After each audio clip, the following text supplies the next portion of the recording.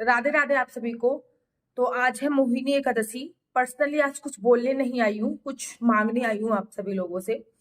आप लोगों को पता है इंडिया और पाकिस्तान के बीच में क्या चल रहा है, मुझे बताने की आवश्यकता नहीं है। आज है मोहिनी एकादशी, कल हम अपने मोहिनी एकादशी के व्रत का पारण करेंगे। मेरी आप सभी से हाथ जोड़कर रिक्वेस्ट है, कल जब आप व्रत का पारण करोगे ना, तो अपने एकादशी के व्रत का जो पुण्य है वो हमारी भारतीय सेना के नाम कर दीजिए प्लीज। क्योंकि वो इस समय कंडीशन सिचुएशन चल रही है, सबकी जो छुट्टियां हैं वो कैंसिल कर दी गई हैं। हम लोग अगर चैन से सो पा रहे हैं तो आज उन्हीं की बदौलत सो पा रहे हैं। वो पूरी रात जग रहे हैं तब जाके हम चैन की नींद सो पा रहे हैं।